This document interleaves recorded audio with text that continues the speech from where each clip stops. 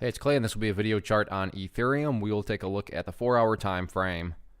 Real quick, what do I mean by 4-hour in case maybe you're new to charts? Instead of each one of these candlesticks here, as they're called, representing 1 day's worth of price action, which is what you would normally see, each one represents 4 hours worth of time. So all this here may look like a few weeks worth of time. It's actually just today's price action broken down into 4-hour time slices. I like to do this time frame. I think that's a good job of telling the quote-unquote story of the price, and then makes mapping out levels of support and resistance a bit easier to see. Did this analysis on Friday, so that's where the green line here is coming from.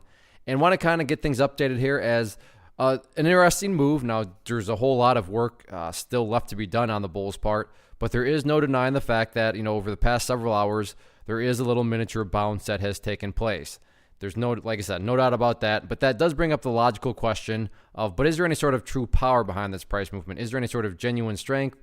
Or is this just some sort of knee-jerk reaction, dead cat bounce move? Again, very fair question, and I have no idea. But by using charts, we can make answering that question a very, very straightforward. And in my mind, it all revolves around this level right here at 370 going forward. Why is 370 so important? Well, hopefully we can agree on the logic that price movements with true power, a bounce that's actually a true bounce is going to keep on bouncing, right? Or in other words, the price is going to make progress forward. The price is not going to go back to where it was.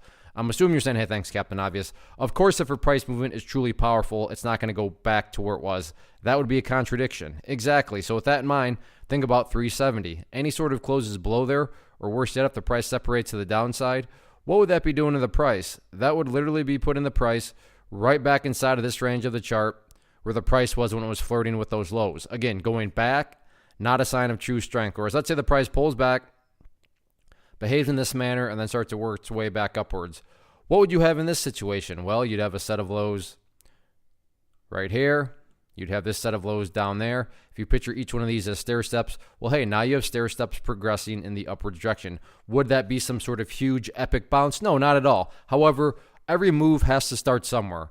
Every reversal starts off as a bounce. So the initial question here is this even bouncing or not? Because if it's not even bouncing, then obviously it's not going to reverse around, because a lot of people sometimes confuse the two. They'll see a price move up a little bit and they say, oh, it's reversing. Well, no.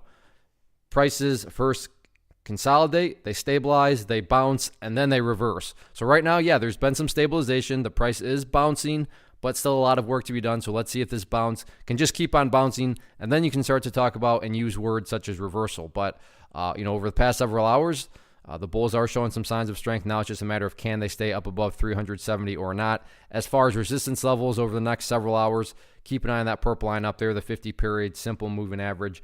That'll continue to move its way downwards, hence its name, and get more and more relevant. But really, in my opinion, top priority right now is not breaking levels of resistance. It's all about going through healthy consolidations and building it upon the bounce. And again, quote-unquote, building it upon the bounce being defined as staying above 370.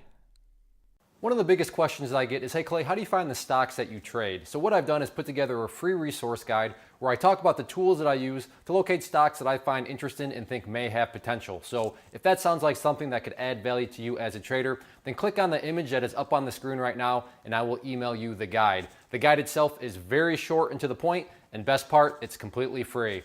Thanks for watching the video. Let me know if you have any questions.